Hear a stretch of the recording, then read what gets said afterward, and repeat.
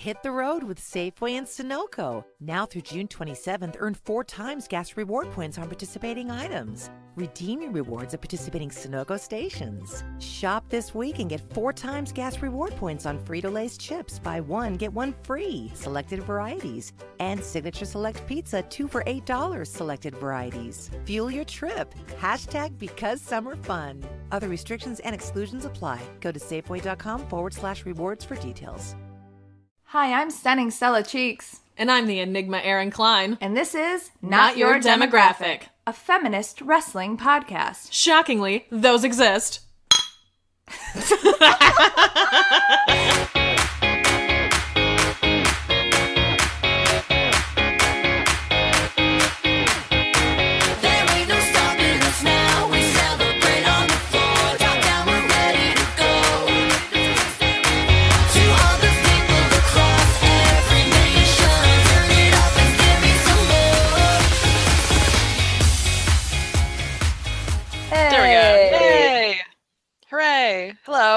Hello.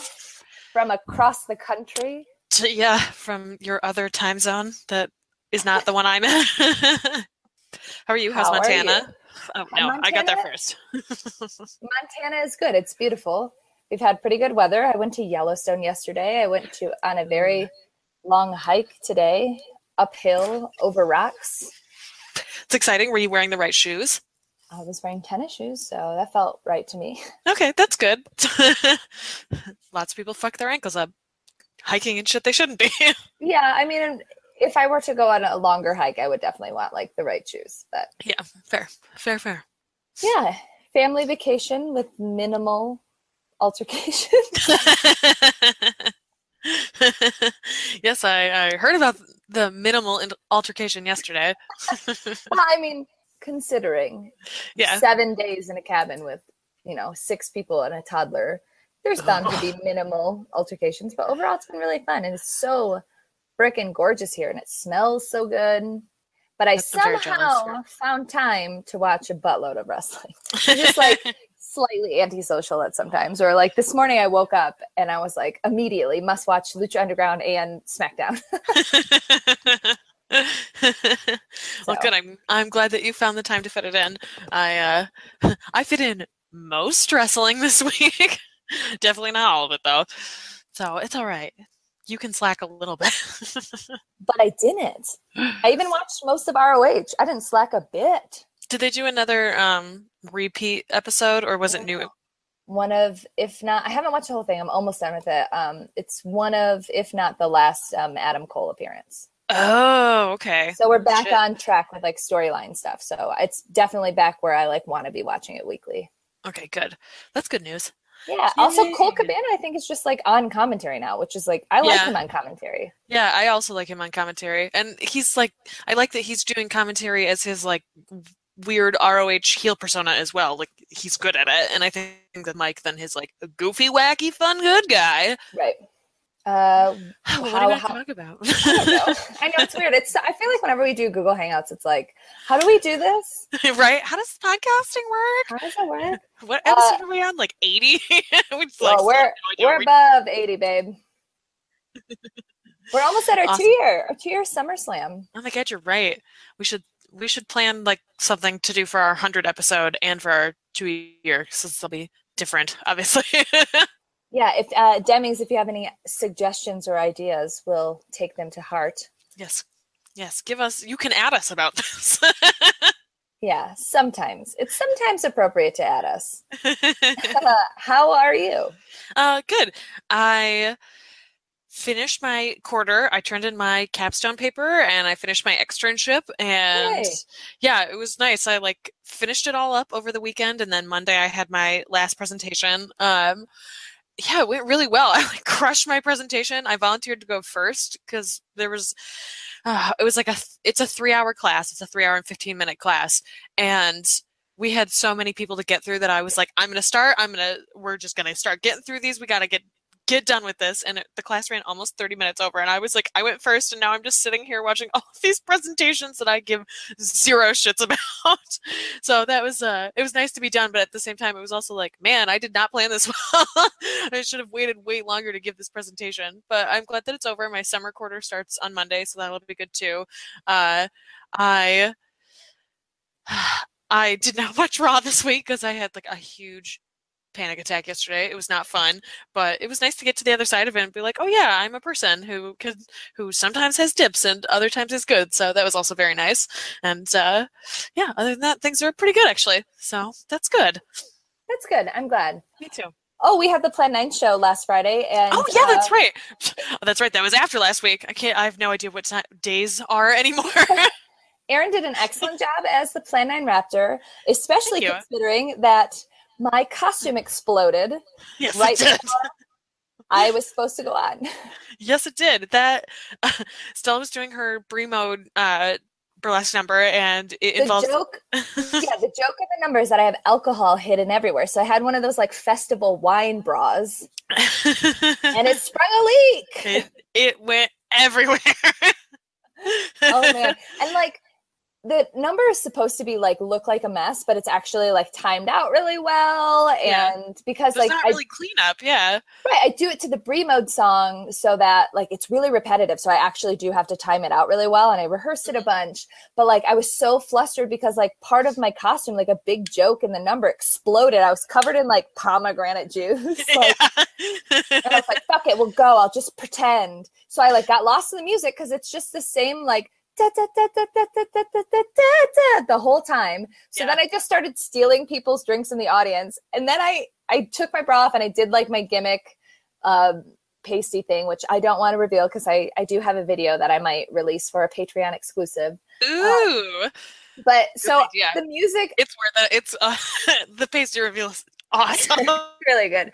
But so I usually do the end bit, and then the music stops, and then I have a joke at the end, but like the music kept going, and I was like, shit, I rushed it. I don't know where I am in the song. So I literally just laid down on the ground and pretended to be really drunk and just like throw an Alexa Bliss temper tantrum on the ground, hoping that Erin was paying attention and she would know like, oh, I need to go pull Stella off stage. And thank God you were paying attention, because normally I don't just lay down on the ground. I had the towel ready, and I saw you lay down on the ground, and I was like, oh my God, she's going to be covered in this juice. Yeah. Ran out. It's funny because I've done this act twice. I'll probably never do it again because the amount of money I would have to put in it to A, clean it. Yeah. And B, like rebuild the bra. I don't think it's going to be worth it. But I'll have a video from like what it was supposed to look like versus like what happens when you just freak out on stage. Like, I think it was still funny, and like it was supposed to be a mess, so it's like it's fine, but it was like controlled mess versus like a chaotic mess. Yes. Mm-hmm. It worked though. Like if no one had ever seen the first time you did it, they would have no idea. It felt like, because you are a sloppy drunk mess, like when you were like wandering around and crying, it felt appropriate, like you had planned that. Yeah. Well, I did have somebody be like, I want to watch wrestling after that. And I was like, why? Why? This has nothing to do with anything. She's not even around anymore. But yeah, we did that. Yes, that was fun. So, I wore, the theme of the show was Guilty Pleasures, and I wore 11 wrestling shirts, which was not enough. I counted wrong, and I was missing one at the end, and was like, oh, fuck. Had to repeat. And I was like, literally one person in the audience understands this joke. Like, it doesn't matter. There were a bunch of guilty pleasures. Like, mine was pretty, like, you know, if you watch Total Divas and wrestling, you get it. But, like, you know, there was only, like, 4 people in the audience who do both of those. Yeah, true. That's a good point. It was a messy, messy show. There was a lot of like food bukkake in the show. Yes, there was. I guess people took the theme guilty pleasures to another level. Yeah, I think this is the messiest show that was the messiest show I'd ever canned for. We had to put tarps down twice, and I've never had to do that before, so that was fun. It was definitely a messy show. Speaking of wrestling shirts, what wrestling shirt are you wearing? I am wearing a shirt that you gave me, my Paul Heyman Eat Sleep promo repeat shirt, because I don't own a Samoa Joe shirt, so I wore a Paul Heyman shirt instead. So I'm on vacation, right? So I brought, like, I thought about it and I was like, I'll bring this wrestling shirt. And I don't want to wear it, so I'm not wearing it. I am wearing like my Nakamura sweatpants and my Seth Rollins sweatshirts because that's like my pajamas. But I brought an Alexa Bliss shirt, but I feel like they didn't earn it, so I didn't want to wear it. I assumed that like I would be like all hyped to talk about it, so I was like, yeah, I'll bring Alexa Bliss. Nope. I mean, we'll get to it, but we'll get to it. So let's talk about news. I did the sound right, everybody. You did it right. Good job. So you were telling me earlier that the age range of audience viewership has gone up dramatically. Yes, the median age for viewers for WWE's product went from 28 to 54 in 10 years, which is just incredible. A big jump, and also makes a lot of they're having such a problem getting a new younger fan base, and it's like, maybe it's because you're aiming your product for people who are in their 50s and remember the Attitude Era. Like, I wonder why this is happening, and this feedback loop is continuing to go on. Like, I was surprised to hear that because 54 is a huge median age, but like, not that surprised. Yeah. I wonder what the viewership is of like, or the age range or whatever is of like NXT. I was wondering the same thing. I would also be really curious to know that. I bet you could or like other professional wrestling, like Lucha Underground. Like, I would want to know if this is like a professional wrestling trend, right? Or if it's like a WWE trend. Right, exactly. I have a feeling it's probably a WWE trend. I mean, if you look at like even the crowds that go to indie shows, like they're much younger. It's like not 20. Kids, but yeah, they're like millennials or whatever us. Demographic. Yeah, us. Our demographic. With our avocado toast cheering for wrestling. I would love to watch a wrestling match and eat avocado toast at the same time. Come on, great, to be honest. Up your game with the snacks here.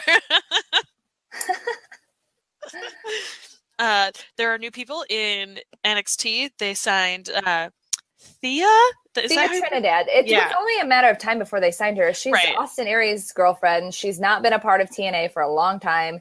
Yeah.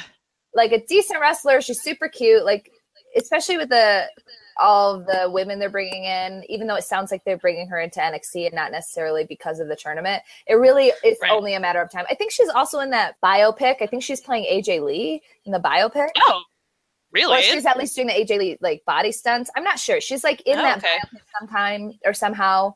So like it was like really only a matter of time. Yeah, that makes sense. Good for her. I'm good. Brought in another ex-TNA person, Gunner. He's boring. Whatever, who cares? I don't know who that is. And they also brought in two women, Evie and Nixon Newell. I've heard of Nixon before. I'm not super familiar with either of them, but more women is amazing. So like, always. Awesome. And then they brought in some British guys, Fabian Aichner and Axel are their names. I don't know who those guys are. Me neither. We're the worst. Why do people even listen to us? Our opinions are garbage. I mean, whatever. That's fine. Speaking of garbage, or maybe not garbage, I can't tell if I'm like in love with it because it's so brazen, but the Great Balls of Fire logo looks straight up like a dick, like a flaming dick from God. Like, it is a fire dick. It's so ridiculous. I'm like, I feel like it's gotta be. I think it's on purpose. Like, it's gotta be. Pretty, like, pardon the expression, but it's pretty balls to the wall to not be on purpose. Yeah, exactly. I'm sure Vince McMahon thought like, oh, it looks like a penis, and LOL. Or he's so dumb that he was just like, just do flaming balls, and then the fucking graphic design department was like, I got this. Why would you pick two balls? It's balls plural, not just like you could have 3 or 5. To look like a dick. There's no other explanation. It's supposed to look like a dick. Well, it does. It definitely does. Mission accomplished. I also saw while I was watching ROH this week that the G1 special is the New Japan special is actually going to be streamed live on July 1st on the Access. That's the channel that does New Japan. So that's kind of exciting. Yeah, that's very exciting. It's going to be, New Japan news. Yeah, I mean, it's going to have the English commentary with JR and Josh Burnett. Yeah. Which I mean, whatever. I prefer the Japanese commentary, but that's because I'm a weird Japanese wrestling person. I watch it like that. Also, Best of the Super Juniors finished, and Kushida was Will Ospreay. Yeah, it was him and Will Ospreay were the final two. I love Kushida. I know. I was very excited about it. So good for him. He deserves it. He's worked his ass off there for years. So good. I like him a lot. And he used to be a time splitter. When we were in Yellowstone, we saw a lot of Ospreys, and the whole time I was like, "Oh God, I'm such a loser." Every time I hear it, I literally just think about wrestling. Yep. I'm in like a great national park, and I'm like, "Oh, wrestling bird." That's terrible.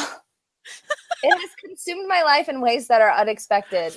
It's so funny that like wrestling is like so much of what we do or like consume, and yet there's so much wrestling that we're like, I don't know who these people are. Right? I see Courtney Rose and Lady J talk about attack wrestling, and I'm like, I literally don't even know what that is. Like, the only reason I know it is because I've seen GIFs of them from Dan, who does GIFs of all kinds of weird shit. Also, to be fair, like Lady J and Courtney Rose don't watch WWE on a regular basis, so they have a lot of extra time. Yeah, that's true. Pro wrestling stuff. Like if we didn't watch WWE, we could watch all that stuff. Yeah, that's true. It's just a matter of like where you put your energies, and I know why they do it. Like I know why they choose to not watch WWE on a regular basis, but it's just easier because it comes on my TV. I know. Oh, right? It's just an access thing. That's totally it. So I want to talk about Lucha Underground first. I know sometimes we save it, but I just I watched it this morning, which is ridiculous because it was a week ago. But I watched it last night at like 11:30. So yay! It's fresh in my mind. So we knew that it was going to be all night long. We've waited since January for it. Yep. I did not think it disappointed. I loved it. I thought it was very good. It was a really good way to like welcome back the back half of this season. It got me hyped for the rest of the season. I love the Mac. I love him so much. I know. I also like that it was very different from the last all night long match. Yes. I agree. And that could have, I know Mac is a different competitor. It was Puma and Johnny Mundo last time, right? Yes. Which obviously the Mac is very different from Puma. I think it was. No, I was going to ask, was their all night long match, they did that and they did an Iron Man match, right? Yeah, something like that. I don't remember. Okay, that's right. I couldn't remember if that was technically the same thing because it's an hour, quote unquote. Yeah. Without the commercials. Whatever it was called, they did like the hour. Right, yeah. But Johnny Mundo was in both of them, so right. He brings the same, thing to the table. But it was interesting how different it was. And I'm glad that it was different because sometimes with like gimmicky matches, they can turn into like the same fucking thing every time. Mm-hmm. And it was similar in a lot of ways to the match with Puma because in the same way that Johnny got built up like a bunch of wins and a bunch of pins above the person that he was facing and then like in the end had to struggle to get it back. But like that's just good booking for a match like that. I don't think that's just good booking against Johnny. Right, exactly. I don't think that it was just like Lucha is doing this thing for a second time. It was just like this is just the right way to book a match like this, and it's like you said, it's the right booking for him, and so it felt fresh and new because Mac is so different than Ricochet or Puma. Sorry. Well, and like whatever, everybody knows. I loved the Mac's facial expressions. His like when his eyes get all big and he's like feeling it. Like I love that. I loved how like in the beginning he had just the like really like loud open hand slaps. Yes, agreed. I know that Lucha Underground because it's safe. They probably like mess with the sounds, but like damn Mac, those are intense. Right? That's like I would be curious to know what the difference is being there live and then watching it back, like how much they amplify the sounds. Well, we could ask Carolyn and Karma. Did you see them in the audience? Yes, I did. Hey! They talked about it on their show, and so I was looking for them around that point in the episode and was like, oh my god, there they are! I haven't listened to Heels and Heels yet because I wanted to wait until after I watched Lucha Underground. But I always kind of look for them because I know that they go a lot. I know, me too. So. Also, I'm while we're talking about this, I texted you about this. We talked last week about the cult of Disney and about the cult of Mormonism, and did not realize that Carolyn is both Mormon and also in a Disney fan. And she said that on her podcast where she was like, "I will not apologize for this," and I was like, "Oh my god, not at all who we were talking about." That's not who we were talking about at all. Not at all. But as soon as she said it, I was like, "Oh no." Yeah, that is not who. Not you. Not you. Not you. Okay, so other things that I liked about the all night long match, I liked the use of the teams. I liked that they set that up. That you got to see PJ back looked so much like Johnny Mundo when he came out from underneath the ring. I was so confused. I was like, "Who the fuck is that?" He did a great job. I thought that they did a great job. I think PJ Black is so cute. Really? Yeah. I don't think he's unattractive, but I would not describe attractive. Huh. He's not one of my boys, but I think he's cute. By no means. By no means is he a Stella Cheeks boy. Gotta make my own boys merch. Yes. Yeah, I love the use, because you knew that Johnny Mundo would, like, you know, well, there's no cheating because it's like a no DQ, but like use his, what are they called again? The Worldwide Underground. Yeah. His friends. But I loved how the Max friends came out too. I loved how Sexy Star was like disguised as like a maraca player. Yes, in the band. Was so good. That was I loved so funny. I knew that she was going to interfere because I had heard that. I knew that because a week has passed since it aired. Right. And so I was like anticipating that she was going to show up. I was still shocked when she jumped out from the band, even though I like knew that she was going to be there. It still felt very exciting and very like, oh my God. Yeah, they did a very good job with that. I know. I was a little surprised when Son of Havoc came out because I was like, where's Sexy Star? It's supposed to be Sexy Star. Yeah, I know. I was like, oh, yes, of course they're aligned. That makes total sense. Also, can we fucking talk about how Son of Havoc told Dario to give him beer because he needed to like wake up the Mac? Yes, I loved it. I loved that Dario too was like, here's this beer I happen to have sitting right here. These Modelo's that I happen to have. I also love the idea that Dario was just like chilling in his office while this match was happening. Yeah, like he doesn't care. He's like, I'm over it. He's like, as long as someone wins. Oh, there's a tie? Let me come out. I love that, we have our problems with Matt Stryker, but I love that he was like spinach to Popeye when the Mac had the beer. Yes. Which is exactly how it was. Okay, so the match ended with Mac clearly about to win, but it was a 1, and on the 2, that's when the time ran out. So they got a draw. So technically Johnny Mundo retained, and he was holding his belt like a baby. Yes. But Dario, in true Dario fashion, came out and was like, there are no draws in my temple, which is the best kind of Dario. And then so the stipulation for next week / tonight is that they're going to start the match over again, and the first person to submit or pin is going to be the champion. And it doesn't matter if it goes all night long again, though I anticipate it probably doesn't go all night long again.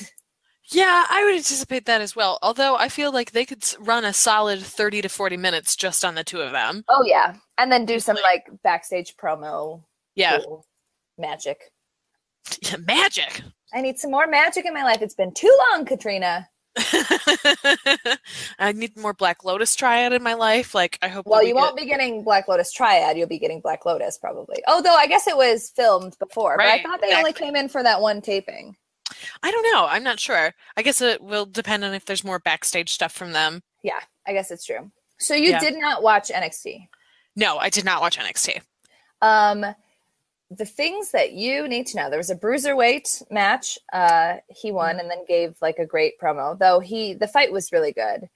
There was a shitty Velveteen Dream promo backstage where he like the interviewer, and I'm blanking on her name right now, was like, hey, Velveteen Dream, blah, blah, blah, question. He was like, the ambiance isn't right in here. Maybe if you fix the ambience and then he looked at her like, fix your outfit, I'll let you know what I'm thinking, and like tried to be like all mysterious, and it was so stupid. God. The ambiance isn't right. Oh my God, he's an idiot. It's totally supposed to be a Prince gimmick. Like that's it's a very totally Prince thing to be a Prince gimmick, but like, but he looks more like Jimi Hendrix, and he's bad at it. It's not good. It's just not good. Even if he looks like Prince, it's just not good. No, he doesn't get it. He's like in all the ways that Dalton Castle is right and good and like trades on those like tropes and stereotypes and like silliness. Like Dalton Castle is like the all of the ways that those tropes work. Velveteen Dream is all of the ways that they do not work. Correct. It just makes me so angry. I hate it. It was dumb. There was a match with Cien and a jobber. His name was Caesar. But it was a really good match, and Cien was winning and being all, Cien-like, doing the, like, where it looks like he's going to do the double knees, but then stops and, like, slaps you in the face and yells. But he got distracted, and Caesar, the jobber, like, won. And then Cien freaked out, but then, like, halfway through his freak out, like, Very just was like, tranquilo, whatever. I'm leaving, whatever. So I think that's it. I was complaining a little bit, like, oh, he should win, but like I kind of like how they're doing it. Like he looks really strong in the ring, and his attitude afterwards is like, I'm so good. I don't even need a win. Yeah, I like that they are allowing him to not care about wins. I know that was a thing that WWE as a company pulled away from for a long time. So it's nice that they're allowing him to do that. Yeah, it really works. Was he a member of Los Ignorables? Yes, he was. He was one of the original members. That's what I thought. Because it felt very much like that, obviously. Yes, very much so. There was a Performance Center promo with Billy and Peyton where they were just being Billy and Peyton and being like, let's take this out, let's take this out, let's get an iconic shrine to us. And then Ember walked out and they were like, ugh, whatever, Ember. And she was like, oh, 1 second, let me sign my clearance paper. I'm cleared, bitches. And they were like, awesome. Turn the camera off. So she's been cleared. Awesome. I'm glad that was so quick. I'm glad that turnaround was not super long. Yay. There was a Hideo and Cassius Ohno, they showed the video from after TakeOver, but then they showed a video of them shaking hands in the parking lot. So I don't really know what's going on with that. And then the final match was Sanity versus Roddy and Cassius. And then No Way Jose came out and they all fought and the good guys won. There was also a glorious promo where he was in a car and was like, I'm going to go off to have my celebration. Oh, did you think you were invited? You're not. It's very exclusive, but I'll be there next week, plebes. Awesome. The main thing that happened is that in the first 15 minutes or so was just, oh my God, why am I blanking on his name? Tommaso Ciampa, he comes out looking super sharp in his pants were really tight. But he had just a white t-shirt on and a blazer, but he came out on crutches and he basically just gave a promo that was you want to know why I turned on him? Because I got hurt and after working my ass off and being this person's partner, being here for you, DIY, that's all we're about. I get hurt. And before you guys even know the diagnosis, you're like, let's replace him. Let's get Johnny a new partner. And then once we lost the title shot, I felt that again, we're going to have to replace these guys. These guys. I'm not replaceable. And I wanted you to know that. And I wanted Johnny to know that. So I might be going away, but when I come back, I'm not going to say that I'm better. I'm just going to show you that I'm the best. It was such a fire promo. Man, I feel so bad for him that he fucked up his ankle and then tore his ACL. That blows. He's going to be out for 6 months. And it sucks that he and Johnny have this amazing storyline laid out for them, and now he's just going to be on the shelf. And what are they going to do with Johnny? Yeah, but they'll have Johnny come back eventually, and he'll be for lack of a better term, broken. Yeah. They can have him build up and get the audience really over on him, and almost make the audience forget, make Johnny forget, and then when Tommaso is cleared, he'll come back and remind us why you can't forget him. Yeah, so I think it was a really good promo to set up him being gone. I also excuse me, sorry. I kind of just want Johnny to move up to the cruiserweights. Just move him off of NXT. There's not really anything left for them to do there. He's not going to win a belt there. They've already announced them a year ago as part of the Cruiserweights division. They were part of the CWC. They're no longer a tag team. Move Johnny up and then just bring in Tommaso Ciampa and have him attack him on 205 Live when he comes back. Like, that brings a feud that they really need into 205 Live and into the Cruiserweight divisions, and brings eyes from people who may not be watching it. Or bring Johnny up, let him live his life in 205 Live, and then bring Tommaso into NXT when he's there. Have him like run Ruksha over everyone, make him super strong. So like give them like split them like you split Kevin and Sammy, and then like when you don't expect it, like bring Tommaso Ciampa out. So like make everybody feel like safe, I guess. I think you got to use it as like a. But I think I don't know. There are both ways to do it. I think they both would be. They would both be viable. I hope they don't just shelve Johnny this whole time. Like, that would suck. That would really suck. I hope that that's not what they do. But like, it is nice that he does have this like built-in time off where he is still wrestling, but doesn't have to be like on TV every week. Do you think Tommaso Ciampa, they like just spent the whole day moving everything out of his room just to move it back in to take that photo? Or did he actually move? It's possible that he and his wife finally just moved into their own house. I think that I like to live in a world where they all chipped in and moved everything out of a room to take the photo, just to move everything back in later. I think that is also very possible. Yeah. Did you watch Extreme Rules? I did. Did you feel extreme while watching it? Because I didn't. I thought that Elle Collins had the best tweet of the night about Extreme Rules when they said that it should have been called Unclear Rules, because that is exactly how I felt through the whole show. I was just like, what the fuck is happening? Yeah. What? What?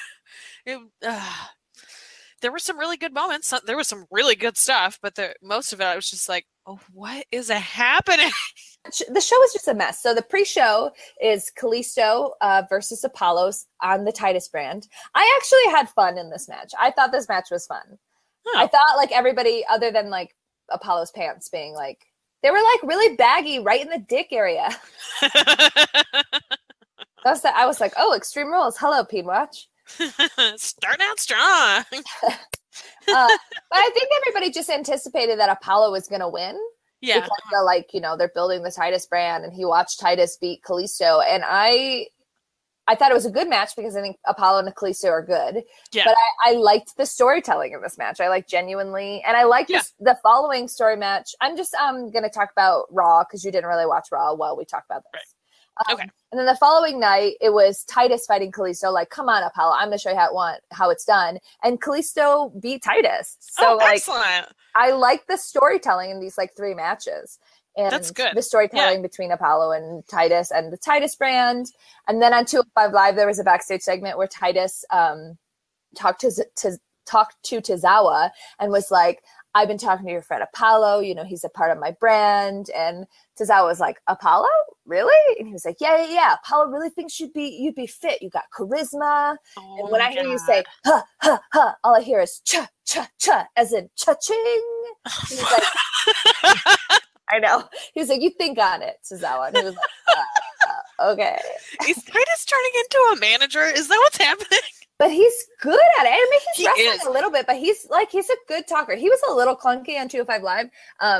I don't know if they had given him a new script like right before he had recorded, but he is good in this role. And if it pushes Apollo, which like I thought the whole crowd, I thought they were really invested in the whole show, to be honest, because I thought they were really loud and like into the pre-show match for like Kalisto and Apollo, these like low card guys that like nobody really seems to care about, but. Yeah, I thought the audience was hyped for it, and I thought this match was a fun way to open the show. Even though I don't think there was any rules, it was just a match.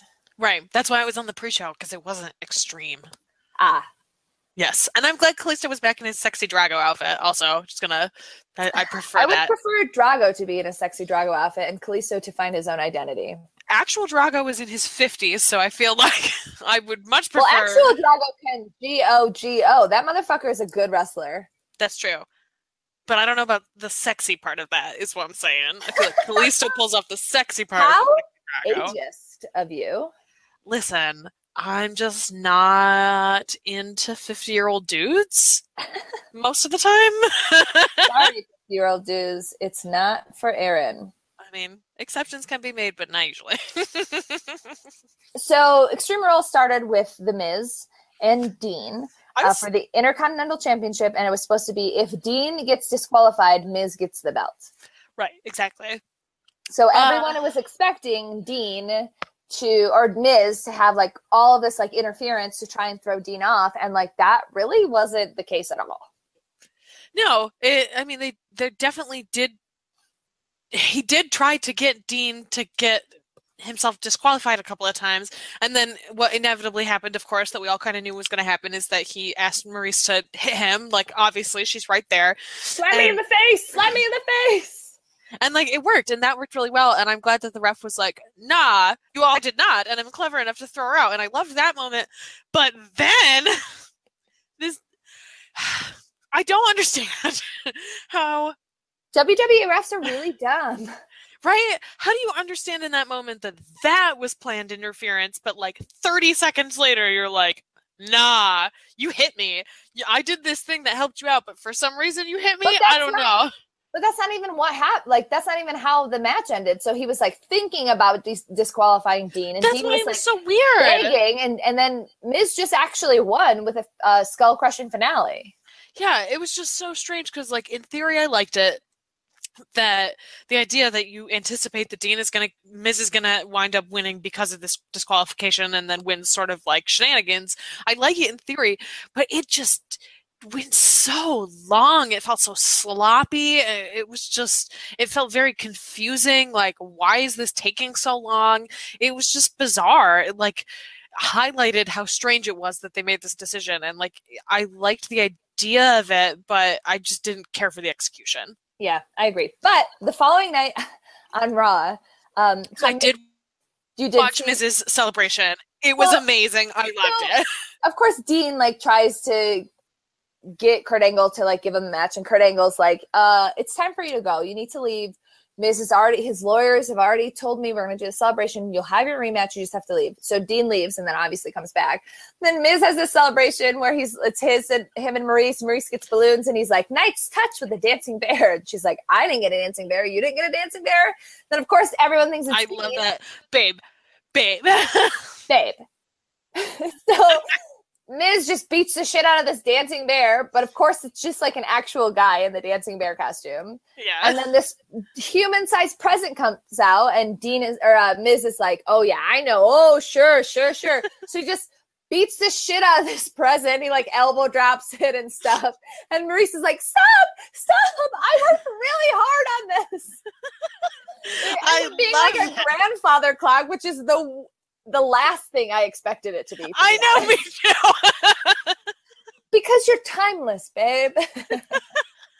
I worked all year on this. What did you do? Yeah, I was going to say, did Maurice make this clock? I really hope so. I hope that model, it's canon now. Wrestler, clockmaker.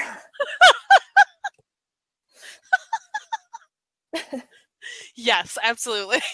She restores houses, she buys guns, she makes clocks. Girl can do anything. She goes on a 7-day juice fast and then eats a burger in 5 seconds. Gets it in her hair. Girl can do anything. I love Maurice. Me too. Then, of course, Dean is like, okay, or Miz is like, okay, Dean, come on. And Dean is just like the camera guy. Right? I love that. I thought that was like blue-collar-y Dean. Like, I'm just going to be the camera guy. Right? Like, of course he was. Because all he had to do was put a hat on. And other than that, it's exactly what he looks like. Oh my God. Did you see the video of Xavier Woods on Up, Up, Down, Down making up lyrics to Dean's entrance song? Oh, no. So Xavier Woods is playing like a wrestling game, obviously. And he's playing as himself, as Xavier, and he's going to fight Dean Ambrose. And Xavier is just like in a zipped up hoodie, like all the way to his mouth. And he's like, jeans, leather, jacket, leather, jacket, jeans. And it's so funny.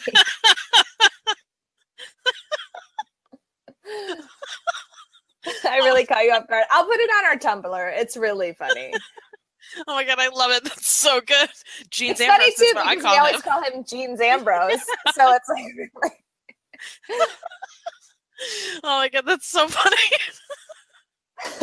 I love it. So after this match on Extreme Rules, there was the Drifter in-ring promo.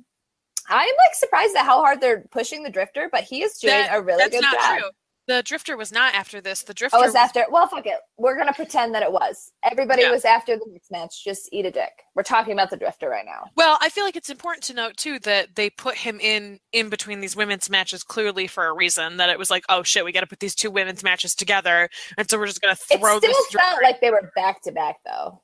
Yeah, it did, because the Drifter's promo was only like 5 minutes long. It was super short. I thought his promo was really good. And then the following night on Raw, he had another really good promo where he was kind of calling out Dean Ambrose. And that's how, like, then Dean came out, and then Miz was on the TV, and then, like, Dean and the Drifter, like, Dean came out to interrupt the Drifter because Drifter was singing a song about Dean and how terrible he is. And then Miz came up on the screen and was like, "Hi, Dean, I'm up here." And while Dean was distracted by Miz on the screen, the Drifter took him out. Oh, Jesus. I know. That's awesome. Like, and then of course, like, you know, it went back into the thing that we just talked about with Miz and Dean. But I kind of like that they're clearly going to wrap up with Miz and Dean. Mm-hmm. And then it's going to be a Dean Drifter feud. And I actually think that's going to be really good. I agree. I don't know how they did it, but they totally got me over on the Drifter. Right? you couldn't do it for years in NXT, but you do it in like 2 weeks on fucking Raw. Right? It's amazing. And it's very strange to me that they couldn't get it to work at NXT when most things do work at NXT, and then when you bring them up to the main roster, they get ruined and they don't work in the same way. But this gimmick that just like failed so hard for so long in NXT, you bring it up and it's just like, yes, this is what they were trying to do with it, and now it actually makes sense. You never know what's going to work and what's not going to work. They did it. They made it work with him. And he's good at it too. He's good at being like... He's gotten a lot better at like actually playing the guitar. And so like it seems a little bit more realistic, I guess. Well, I think they've also like leaned into the idea that he's not a good singer, so he has to be a better guitar player. Whereas before it was like, I'm bad at all of this. I'm just bad at the guitar. Trash at all of this. Right. I'm trash at all of this. And the joke is that I'm bad at all of this, and now it makes more sense that he has to do it all the time, that it's like as long as your guitar is consistent, you can sing these ridiculous shitty songs every week, and it works. Yeah, I'm here for it. I like it. I like it too. So then the match that was technically before this, everybody leave me alone, was Sasha Banks and Rich Swann versus Noam Dar and Alicia Fox. I really liked this match. I thought that they did a great job. I did really too. Enjoyed it. And I was like, after, the next match is the Women's Championship. And after that match, I was like, so I had a lot more fun and thought the mixed tag match was better. Yeah. But everybody had good moments. The women had, I think Alicia Fox and Sasha Banks have a really good chemistry in the ring. They do. They really like it. Great matches together. I totally agree. Someday in the near future, I would love to see one of them holding the belt and the other one being the maid feud. I would really like that. I can totally see that. I think that would be a good way to use either of them. Yeah, I thought they did a great job. Also, I liked that they didn't change the ropes for this, that they left up the Raw ropes instead of changing for the cruiserweights, because they were being used to draw eyes to this. Also, they got moved off of the pre-show onto the main show. They were supposed to be the pre-show match, and they got moved into a great place in the card. So those girls worked it. They did a great job. And the guys did a good job too. I'm super happy for them. Definitely. Noam and Rich Swann have good chemistry. I feel like both of those guys, they kind of have good chemistry with anybody. It was a very fun match. Yes, I agree. I thought they all did a good job.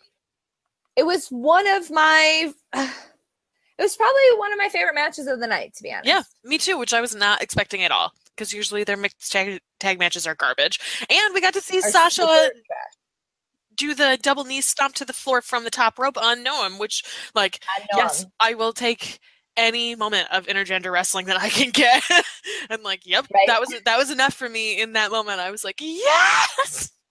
So on 205 Live, Noam Dar came out with no Alicia Fox, which was kind of strange. And they said she's resting her neck from Extreme Rules. But he fought Cedric Alexander because Noam Dar came out and basically was like, Alicia Fox is not here. She's taking care of herself. But I just want to call out Cedric and tell him that it's time to get over it. Let it go, bro. And Cedric was like, oh, I'll let it go. I'll let it go. all over your face, which sounds like he's going to jizz on Whoa. That's not what I meant. I'm glad you immediately pulled back on that. Yeah, I was like, whoa. It was a really good match. The Cedric won with a lumbar check. It was crazy. So that's a move Cedric does, but it's like he literally like threw Noam Dar up into the air, and then like Noam, and then they like both moved backwards. It was like the craziest lumbar check I've ever seen. I love Cedric so much. He's so good. I'm so glad that he's back. Like, I like that they're wrapping up this storyline with him. Like, I think that it's smart to do that so they can move past it. And I'm excited to see who he feuds with next. We said before, like, he would have a great feud with Arya Daivari, and like, I hope that they move in that direction in the future. But him again, he's so good. Yeah, he's so adorable. He can go anywhere, I think. So the next match on Extreme Rules was Alexa Bliss versus Bayley in a kendo stick on a pole match that has no rules and no stipulations. Oh my god, it made me so angry. I was so mad. Like, I don't understand why you would harp so many times on the person who gets to legally use it and then just abandon that the second it starts. Like, I don't know why I expect WWE to be consistent anymore, because they're clearly not, but it's still really frustrating. And I also feel like this match so clearly highlights how Raw does not respect their women's division, and especially compared with how great the opening segment of SmackDown was this week, where they're like, we give a shit about our women. We care so much about our women, and Raw is like, meh, fuck them. Fuck you guys. It was short. It was sloppy. It made no sense. Like, they built up the story in the previous week, so it would be like, Bayley's gonna get fucking extreme, but Alexa is still gonna win. Like, that's how it felt, right?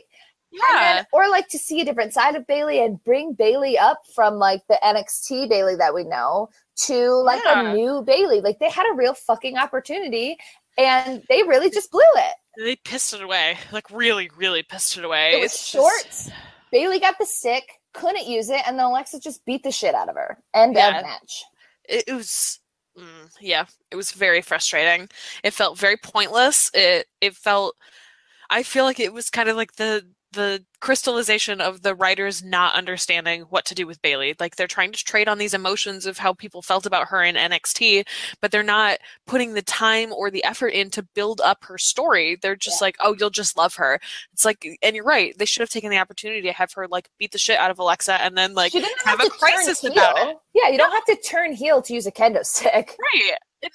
And also, we've seen Bayley use a kendo stick before. She did it on the fucking Edge and Christian show, and it was amazing. And it was like fun to see her do that. Like they could have had her hit Alexa twice and then been like, "Oh my god, I can't do this," but it still would have been better than her abandoning it. Like, so she is a child. So Alexa was right that she's not the right person for this division. Like, it just Why? What are they doing? It was so dumb. And it's clear they want to keep Alexa as champion, which is fine. But you can still develop.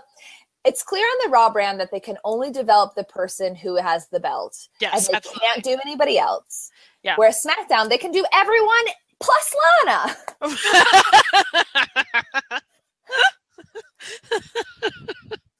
That's true. They are doing that.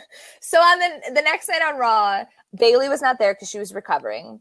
Alexa had a backstage segment with Kurt Angle where she was like, I'm the best. Aren't you going to give me some congratulations? And Kurt Angle was like, I'm not going to give you congratulations. What I am going to do is give you a championship title match with Nia Jax right now. Or like, not right now, but tonight. And Alexa was like, oh, you can't do this to me. You can't do this to me. And then later in the show, there was a backstage segment where it was Nikki and Dana and Sasha just kind of talking. And Alexa was like, hey guys, don't you think it's ridiculous that Nia is getting a title shot over you guys? Nikki, you're a legend. Dana, you've improved so much. Sasha, you're the boss. Kurt Angle is trying to destroy this division, is trying to destroy our sisterhood.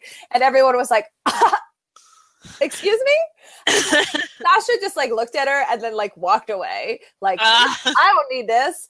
And Dana and Mickey were like, are you kidding us right now? Absolutely no way. No thanks. Do you know who you are? You are a little cunt. They didn't say that, obviously.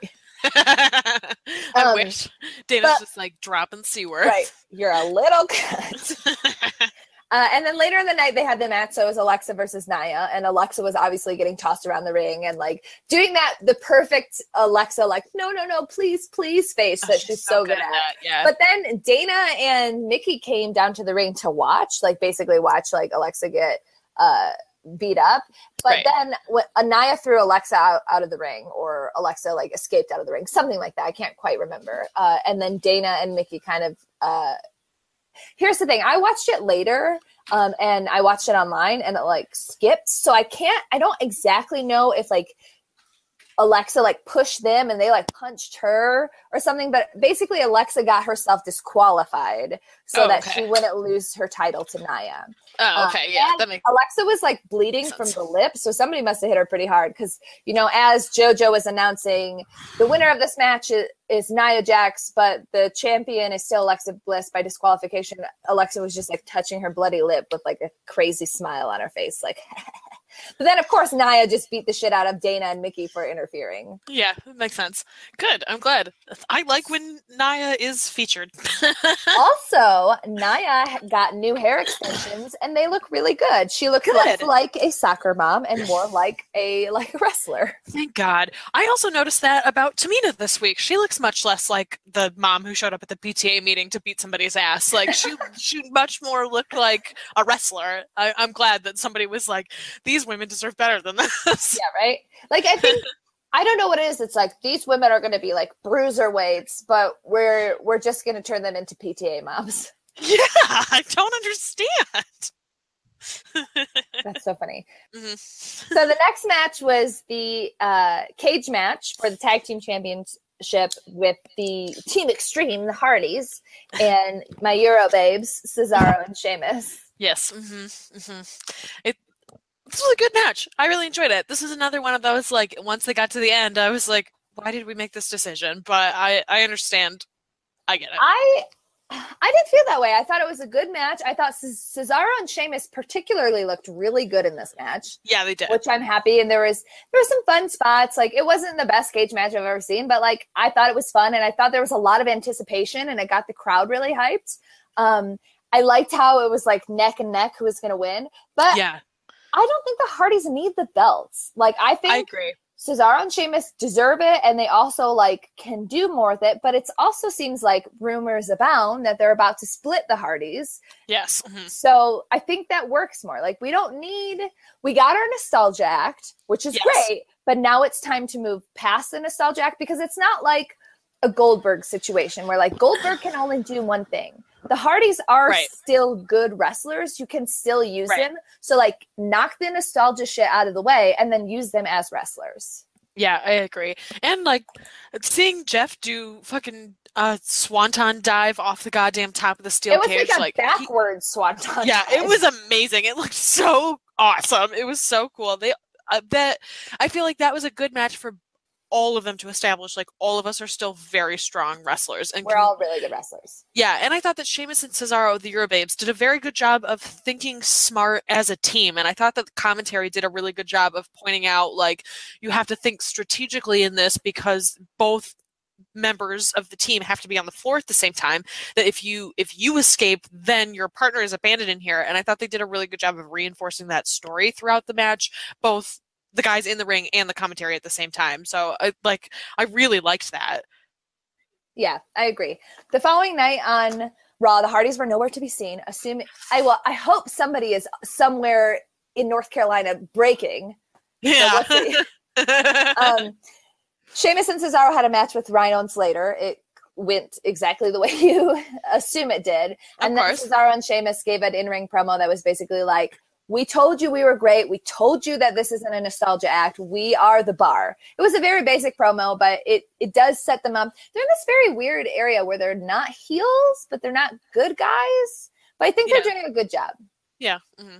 They're in that, maybe they are heels. Maybe they're supposed to be heels, and I just love them. So I don't think they are supposed to be heels, but like they're not wrong. So yeah, sort of in like a gender way where it's like, you're right. Yeah, I think I'm emotionally incapable of perceiving somebody who looks so good in a kilt as being a bad guy. God damn it. That's why you like Drew McIntyre. Oh God, he's so hot. But he's also a good wrestler. You know the thing about Drew McIntyre is he's so fucking corny, right? He's like the corniest wrestler. But he's so hot and he's so good. And I love that he's so tall. Broody. I love that he's so tall that he literally can't do a top rope tie up in the on the turnbuckle because his head hits the ground. Like he's so tall that his shoulders and his neck rest on the like floor of the ring when his knees are hooked over the top rope. Like that's bananas to me, and I love it. I think it's I love that, man. Fantastic. The following match on Extreme Rules was Austin Aries, another one of my boys, versus the king of the cruiserweights, Neville. This match was awesome. I really enjoyed it. Fire matches. It was great. Again, unclear rules. Very confused why the tap out had to be in the ring. That did not seem like it had been established at any point leading up to this, and so it felt very weird that he made him tap out again, but for some reason didn't do it in the ring, and for some reason that didn't felt like, oh, really? Really? Yeah, I know the previous week I said I wouldn't mind if Neville retained. I do mind. I do mind too, and I was talking to Devin about this when he was over for SmackDown about like. I like that Neville has this long run. I like that and he's good at it. He's doing a fucking great job. He is very good at it. And they had this problem with the belt for so long that it was hot potatoing along. But he's had this fucking belt since goddamn Royal Rumble. Like he's had it for some time now, and so it almost feels like, man, I wish they would just move it off of somebody. Or like I want them to move on with Austin Aries. Like I don't want to see them continue to do the same fight over and over and over because they are great. They do have great chemistry, and they're doing a very good job of wrestling each other, but at the same time, like there are so many people in the cruiserweight division. I just want to see more people, and I want to see more combinations of people. Right, and I just like Austin Aries had this really like sad tweet afterwards, and it said, "And with that, it might be time for a serious life reflection and career reevaluation." And I was like, "Oh, what a sad tweet!" Oh no. He's like, I'm not wrestling anymore. I'm going back to commentary. I would be fine with that. No, I wouldn't be fine with that. I love my AA. The next night on Raw, so TJP wrestled Mustafa Ali. He won because they're clearly pushing the storyline with TJP. He had a backstage segment where TJP was like, Neville, remember how I helped you with your Austin Aries problem and you promised me? And then Neville was like, patience. And he was like, bitch, I'm the first cruiserweight champion. So after this match, TJ was celebrating, and Neville came out and was like, I talked to Kurt Angle and he doesn't think the time is right. You have to earn it, blah, blah, blah. TJ jumped out, got in his face, and then Neville just like beat the shit out of him and was like, fine, you want a match? Tomorrow, 205 Live, I'll give you a match. Then on 205 Live, that was the main event. It was a really good match. Good. There was TJP is just better as a heel. Like, I like him as this heel character. He is doing a good job. Him and Neville put on a really good match. The storytelling was really good. Neville won, but just barely. It was cool. TJP, the ending sequence, I think, was TJP running and kicking Neville's knee out and then putting him in a knee bar. And then Neville, like, is escaping to get, or is like crawling to the ropes, almost gets the ropes. TJP sees that he's almost at the ropes, so he lets go of the knee bar and drags Neville back. And then as TJ is trying to put Neville back into the knee bar, Neville gets loose and immediately turns him into a Rings of Saturn. It was like a really clean. That's legit. They put on a really good match. And, if the next feud is TJP versus Neville, until we see what is happening with Austin Aries, I think that's fine. Even though I still wanted it to be Austin Aries, Neville is a really good champ. Yeah, I agree with that. And it's like, as long as they do something with Austin Aries after this, I don't know who he would face after this, but I feel like he's going to have good matches with anybody. And and you're right, TJP is better as a heel. Like that, he was a heel in the Cruiserweight tournament, and that's part of why we liked him. And then he got turned into this shitty, terrible babyface. Right. And it's nice to see him be back into heel territory because, like you said, he's much better at it. And like that's the direction I want to see. And you're right, he's a good wrestler. Like, despite being shitty in many ways for many reasons, like he is a good wrestler, even if he has like very little personality sometimes. Yeah. The other thing that happened on 205 Live, I'm just going to wrap up 205 Live, is there was a match with Mustafa Ali and a jobber. His name was Louis Vale. Ali won. even though Drew Gulak came out and tried to distract him with his megaphone and his no-fly zone. But Ali still won, but he won with like a ground attack. And then Drew Gulak was like, see, Ali, you can win. You don't have to fly. You can win. I'm so proud of you. And then Ali just like beat him up. I love it. I love that storyline. Yeah, I thought it was so stupid at first. And like Drew Gulak is like really selling it. He's so good at it. He really like, it's so funny because we saw him so much before he was in WWE and before he was part of the Cruiserweight division because he was at AEW all the time. And this is so different than anything I've ever seen him do. And I love it. Like he was very good when we saw him on the Independents, and he had this like personality-less character. They weren't really doing anything with him for so long on 205, even though he was a good wrestler. And like, he just makes this character work. Like it's not at all what I would anticipate him being really good at, but he really is. He's really good on the mic. His promos are all really good. Like he just gets this character and is so committed to it. I just fucking love it. I want all of the best things for Drew Gulak. I love him. I agree. I super agree. So the final match on Extreme Rules was the Fatal 5-Way for the #1 contendership because we can't fucking get our champion to show the fuck up. I fucking called it. Yeah. Absolutely. I was really happy. Is going to feed Baby Shark. This is I feel like Joe winning is like best case scenario. It means that they're setting up storylines for Seth and Roman. It means that they're setting up storylines for Bray and Finn. It means they're not just throwing Finn away to Brock, which is good news. Good. And like, I feel like Joe's going to inevitably lose, but I feel like he's doing such a good job setting himself up as a strong contender and doing such a good job. Like his fucking promo with Heyman was so good. His promo with Heyman was so good. Heyman was on fire. Like sometimes Heyman is just like falls into really the like same trap, but he did a great job. Joe did a great job. Joe was great on Raw Talk after Extreme Rules. Yeah. I just like, we've talked about this on Twitter and I think probably on the podcast, like I'm not necessarily a Samoa Joe fan. And like, I obviously hate Little Cuck, but like I'm I'm actually like really excited for this match. Yeah, I think it has a lot of potential, and I like this Joe. I like this Joe that's like, I'm not a nice person. I'm not here to be a nice person. Yeah. I'm here to beat the shit out of Lil Cucks. Yes, I agree. I ain't afraid of no sharks. And I'm also just like, I'm excited to see Samoa Joe move on from Seth. Like I was talking to my even though they fought on Raw. I know, but they're not having like a long extended feud anymore. Thank God. We don't have to see like 87 fucking fights from them anymore. Right. Hopefully going forward from here. But because my office is moving, I'm not going to have my security guard wrestling friend anymore. And so we were talking today. We were like, this sucks. We're not going to be able to talk about wrestling anymore.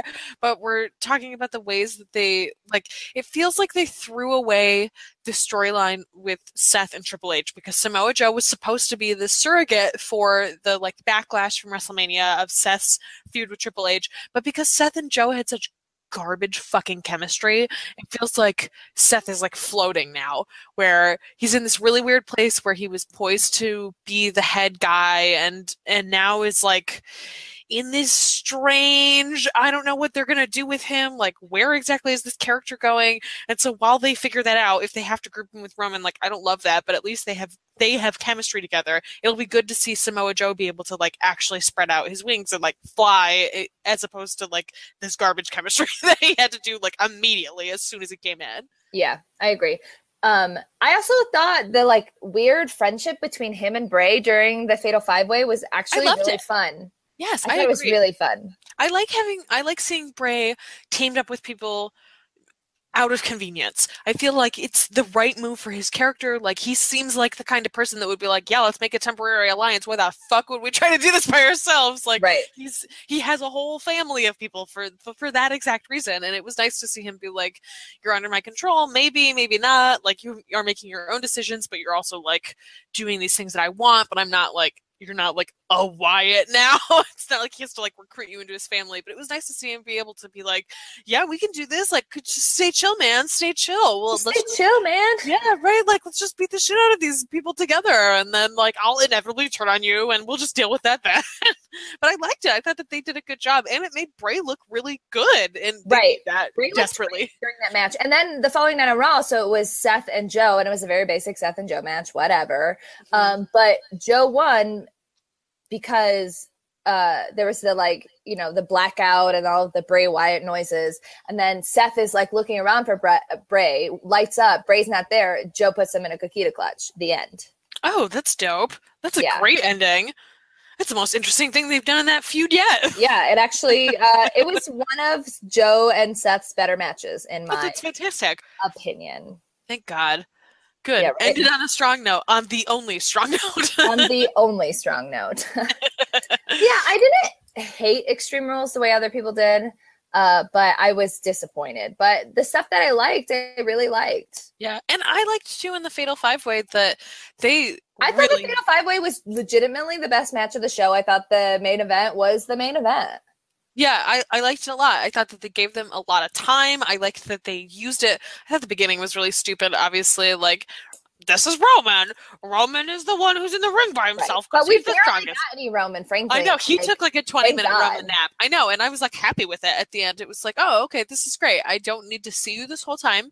You did your weird little Roman thing. That's fine. Go take your nap. I'm fine with that. Weird little Roman thing. And then at the end, like, they beat the piss out of each other. And it worked really well that they were doing that. And like Roman participated in that very well. And like Finn looked fucking great. Like Finn looked dope. And like dog piss out of him. It was like 3-on-1 at one point, and it's just amazing that like they did. I thought he was the right person to take the submission from Joe because he's lost to Joe by passing out to that in the past. Like they have that established history, and he wasn't the demon. It wasn't like Finn Demon lost to this because he does the demon has beat Joe before, but Finn Leather Jacket Man has also lost in this same manner to Joe, so it felt very appropriate. Like he had the shit beaten out of him by all of these people and then passed out to this submission. Like it felt like really good storytelling in the end that they put all of this together in the right way, which like does not happen with WWE very often. It does not happen with Raw very often specifically. Yes, with Raw, exactly. I absolutely, you're totally right. So it felt like, oh shit, they did exactly what I wanted. Like I'm so happy about it. But at the same time, it's like, how are they gonna screw it up? Please don't screw it up. Yeah, it was very much like that. Other things that happened on Raw, it opened with Bray giving a Bray promo, and then Roman came out and was like, Roman, let's fight. Roman won over Bray for like no reason, whatever. It was a very basic fight. LOL, Roman wins. Right. Enzo found Cass beaten up, and then Cass, while he was waking up, like held out Enzo's necklace, and Enzo was like, Cass, you gotta know that whoever has been beating me up clearly stole that. Like, you gotta know, right? And then, they dragged Cass out. Enzo was like, no, we got a match. What are we gonna do? So Enzo picks Big Show to be his other partner. But Big Show fucking was great. He was so good. He was really funny. He like cut a promo like Cass, like. It was like really like it was stupid. Like obviously it was stupid. We don't need to see Big Show and Enzo versus the club while Cass is in the hospital or whatever. But like it was fun. It was stupid wrestling fun. And the club's faces were like, what is happening? Why is this happening? You know how Cass is the move where he like picks up, I don't remember the name of it, but where he picks up Enzo and throws Enzo. So Show does that, but he's doing it wrong. Shakalaka. Yes, so he's doing it wrong, and Show is just like has Enzo like all above his head, and Enzo's like, that's not how we do this. And then Show just throws him all the way across the ring. It was pretty funny. Show did a great job. Like I don't like Enzo. I don't care about Enzo and Cass, but like I love Big Show. He's the nostalgia that I love. That's because they're funny. Like when they're funny, they're great. When they have to rely on like gross, sexist, disgusting humor, I'm not into that. But like if you let Enzo be Enzo, he's actually very funny. Yeah, it was really fun, and I love Big Show. Other things that happened, there was another Corey Angle text moment. Like it was all three commentators like doing that thing where they turn around, they face the camera, and then Angle came out, was like, Corey, I need to talk to you. And Corey was like, now? Like we're live on air. And he was like, yeah, I need to talk to you. And then you see them talking about the text message in the back. Well, Booker and Michael Cole are like, so this is unprofessional, right? Booker T commenting on how someone else is being unprofessional. Okay. Right. There was another sick Golden Truth promo or Gold Dust promo, followed by the Truth promo. They're great. I like how they're building this feud through like weird movie trailers. I agree. Like, I don't need to see them wrestle every time. I only want to see them wrestle when they finally build this feud up. And I think that they're absolutely doing this in the right way. And they're both excellent talkers, so use that to your advantage. Absolutely, totally agree. You ready to move on down to SmackDown? Move on down to SmackDown town. Let's do it. I know no one is here, including you, but I did like a weird like hillbilly dance.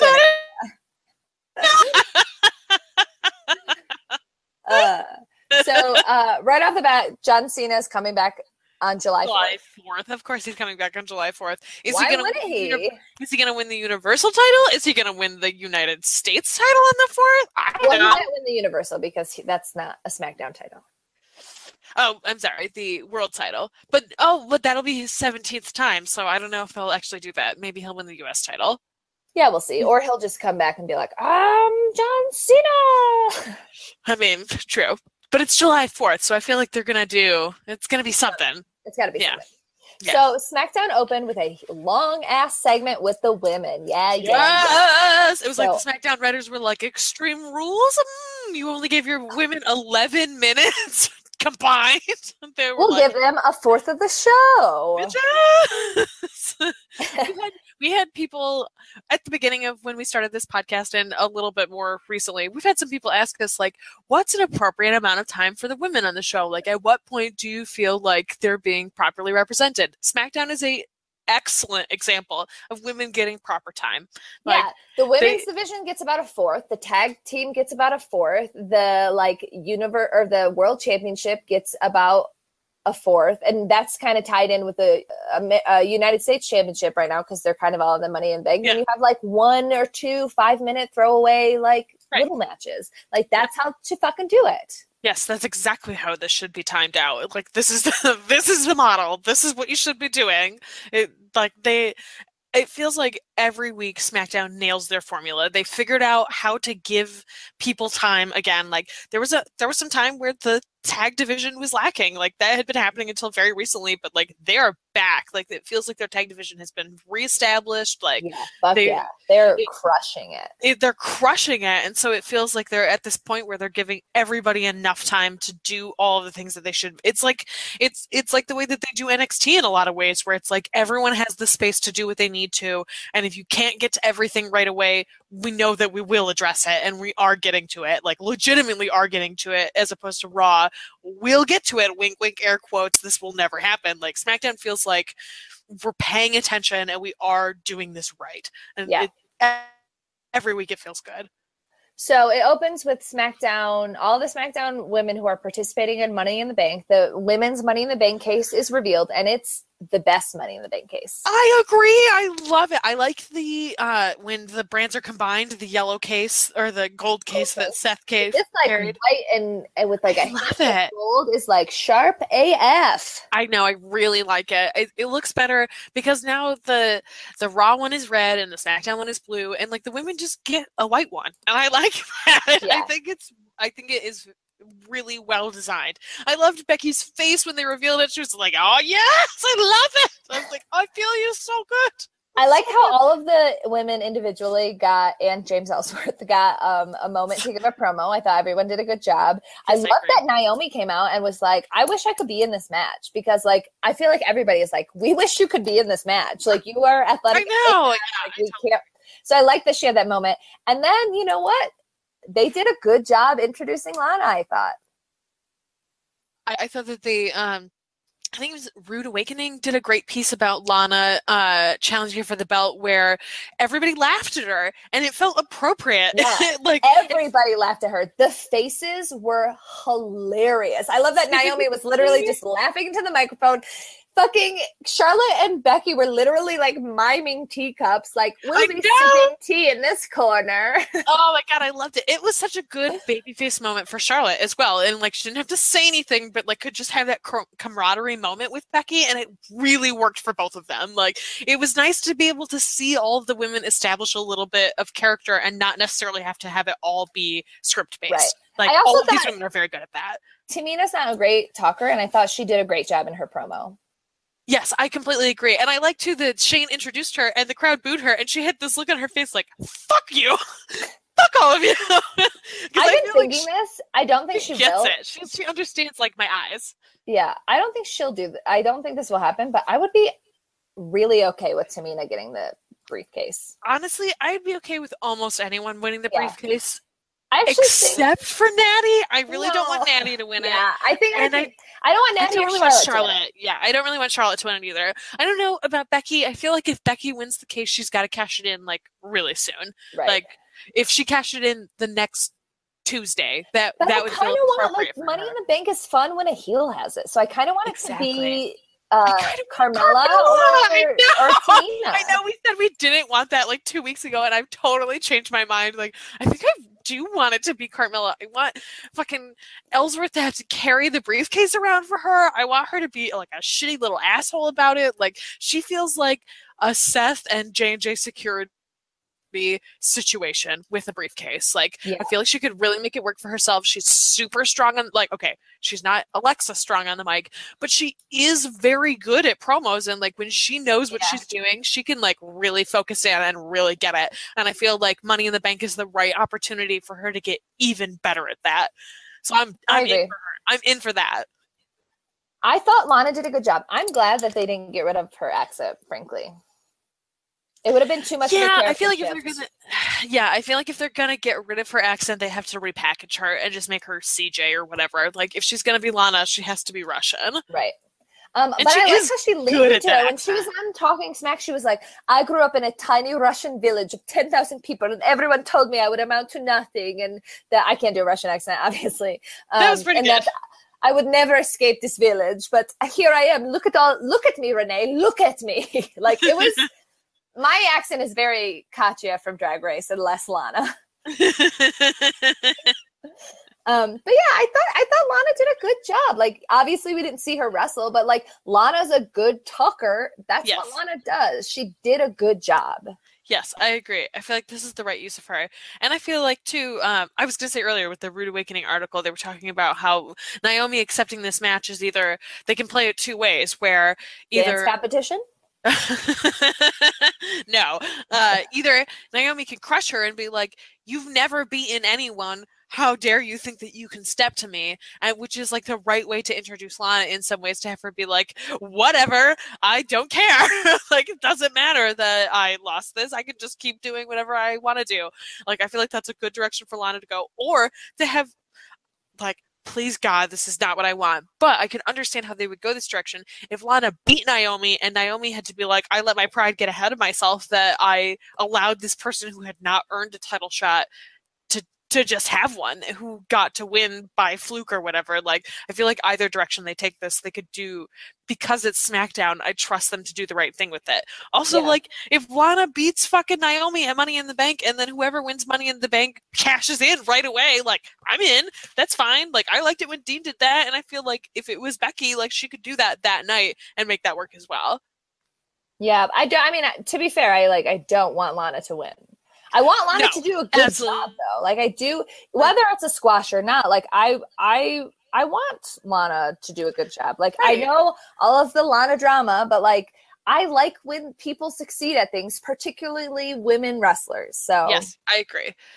Yep, I agree. I want, like, Lana is getting this spot, whether we like it or not. So I would rather that she do a good job. I don't want her to be shitty.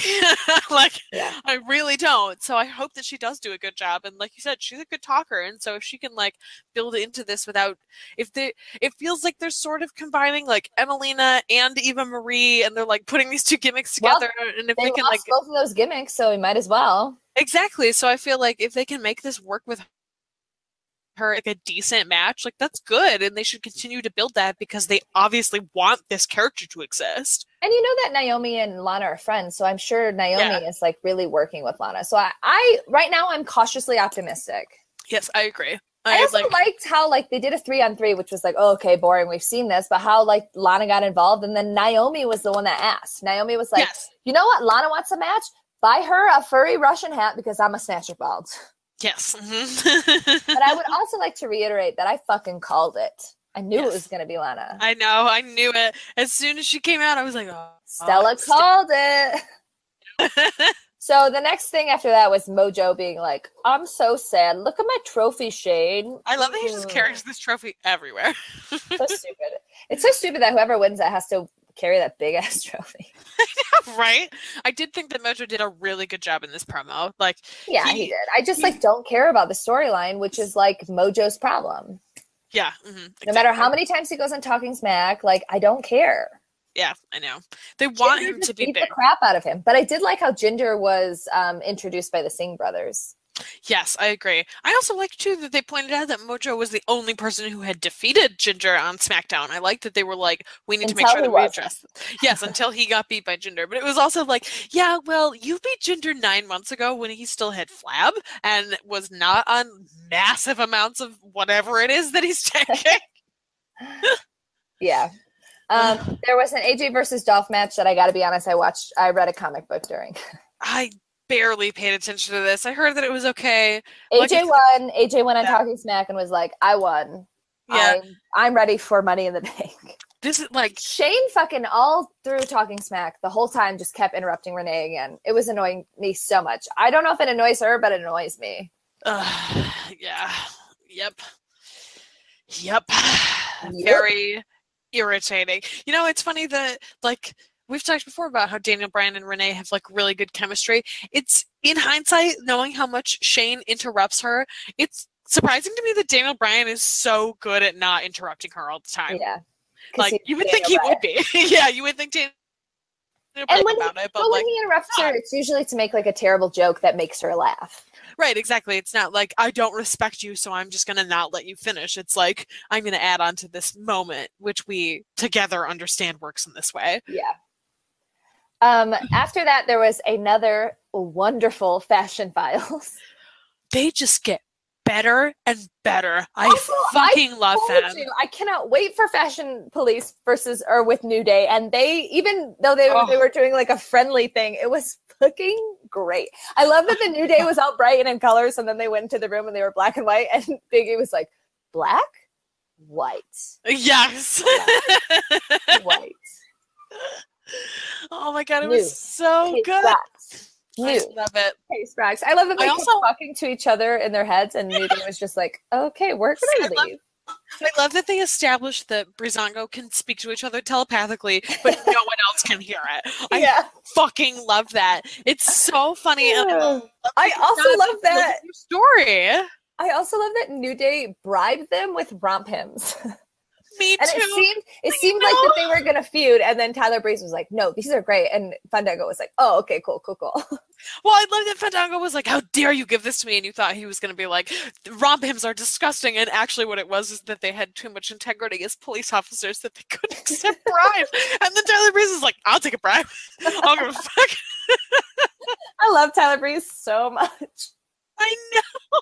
I love them. They're so good. They're such a good team. Like, they really are. I've heard rumors too that that the plan is to continue making lots of episodes of the Fashion Files, and like if they just let them keep doing this shit, like they're making it work. Also, did you see forever? Did you see on their board of all of their like shit that they have up that they pan over that they had Enzo Amore up there, and they had a note that said that it was out of district?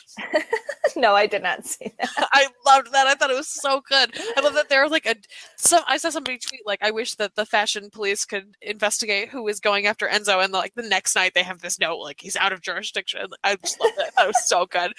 Their attention to detail in the Fashion Police is their fashionistas. So details are everything. I know, and they're fucking crushing it every week. It just gets better and better. Also, New Day had a match with the Colognes, not the Colognes, but oh my god! Also, that moment was wonderful. They were trying to dissect Cologne. I was like, who's on first with Colognes? I know, it's so good. New Day obviously beat the Colognes, obviously.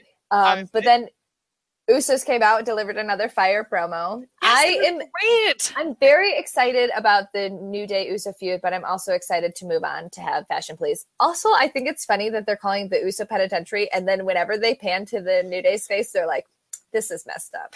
Yes, me too. The New Day's like, nah, we don't like this. Right? Like, okay, you guys are Samoan, but we're all black. Yeah, like we get where you're coming from, but like maybe tone it down. Maybe like reconsider the wording that you're using. So stupid. Sami Zayn had a promo backstage where he was like, I'm going to be on commentary because I'm going to watch Shinsuke Nakamura. I'm going to learn the tricks. And then Baron Corbin beat the crap out of him. Then Baron Corbin was on commentary. Then it was KO versus Shinsuke Nakamura. Shinsuke won. It was a good match. They have been known to have good matches. Yeah. And then Corbin blindsided Shinsuke Nakamura. So Corbin's the one on top. If Baron Corbin wins this Money in the Bank briefcase, I'm just going to like burn it all to the ground. I'm going to boost. Oh, yeah, you're going to be there. Yeah, I am. It's got to be Shinsuke, right? Or are they pushing it too hard that it's too obvious it's going to be Shinsuke? I don't know. I feel like Shinsuke could win. I feel like Sami could also conceivably win because we have to remember this isn't Raw and SmackDown gives a fuck about Sami. So I feel like Sami could win and it could work for him and his storyline to have this briefcase. So I feel like either Shinsuke or Sami, like even AJ, could go back to being a heel and be shitty briefcase heel. Like he could very easily do that. So I don't know. I honestly don't know right now who's going to win. I hope it's Shinsuke. I hope it is because I'll cry for sure. That's definitely going to happen. You will cry. You're such a I'm going to cry so hard. Such a crybaby. Embarrassing. It'll be embarrassing. It will be embarrassing for you. I know. And I'm going to wear my Shinsuke shirt and my Nikki Bella hat, and I am going to scream really loud, so I hope everybody looks for me and can see me crying. It'll be like Tommaso Ciampa's indie retirement, where I just openly sobbed on camera. We both openly sobbed. Wait, were we on camera when we were sobbing? We were on the hard cam side. Like, the camera was pointed straight at us. That's so funny. Yeah, because we were like, no, we're so happy for you, but also our feelings. Yeah. That's all the wrestling I have to talk about. You got anything else to talk about, Boo? No, I think that's it. All right. Should we tell these fine folks where they can find us on the internet? Absolutely. You can find me at Urgency. You can find me at Stella_Cheeks. You can find us on Tumblr at notyourdemographic.tumblr.com. You can send us an email. We haven't gotten an email in a minute, so someone just send us an email at mail.com. You can find us on cagesideseats.com. You can find us on iTunes, where you should rate, review, and subscribe. Yeah, also, do that. I've been meaning to say this for, 2 years. So when you tag us on Twitter, make sure you use the hashtag #NotYourDemoPod, because Not Your Demographic is too broad. Not Your Demo is still pretty broad. So do Not Your Demo Pod, because that's how we know you're talking to us. Yes. We NYD pod for a minute, but there was another podcast that also used that, and it got a little confusing. So Not Your Demo Pod. It's annoying. It's long. Please use it. Yes, we do check it. We want to hear what you guys have to say about things. Oh, we didn't do a Fuck, Marry, Kill. Oh, do it real quick. It's a new segment that we're getting used to. Yeah, we're working it in. Okay. I went first last week. You go first this week. Put you on the spot. Oh, let's do members of the Bullet Club, because I watched it for a little bit. Marty Scurll, Kenny Omega, and the hot Young Buck. Matt? Yeah. Yes. The hot one.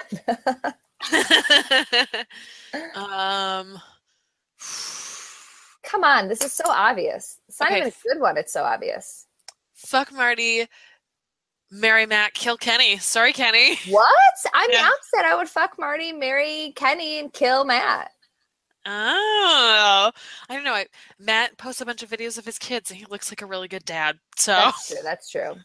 But Kenny just seems like a really loving person. Yes, he does. If you're like a friend of his, he's like or a wife. Like, he would be like ride or die. Yeah, that's true. He probably is ride or die. Although I feel like Matt Jackson is probably also ride or die. I don't know. That's a hard one. See, it's not as easy. Both of us are like, obviously, you fuck Marty Scurll. You fuck him until you go blind. Yes. Hard cosign on that one. Do you want to do a fuck, marry, kill, or do you just want to sign off? Let's just sign off this week. Okay. That was too good. All right. I'll see you back in Chicago. All right. I'll see you next week. Okay. Demi's. Yeah.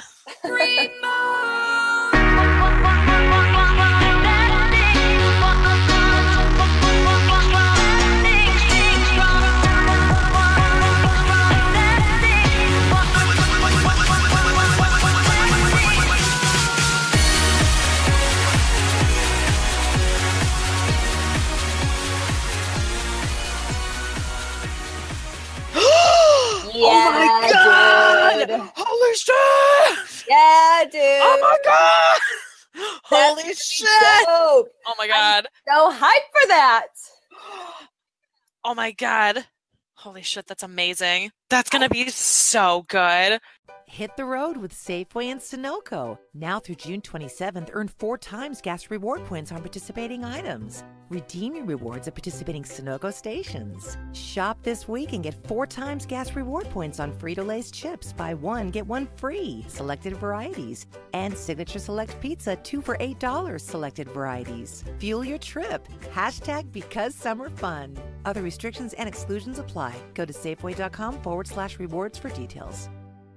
Hit the road with Safeway and Sunoco. Now through June 27th, earn 4 times gas reward points on participating items. Redeem your rewards at participating Sunoco stations. Shop this week and get 4 times gas reward points on Frito-Lay's chips. Buy one, get one free. Selected varieties. And Signature Select Pizza, 2 for $8. Selected varieties. Fuel your trip. Hashtag because summer fun.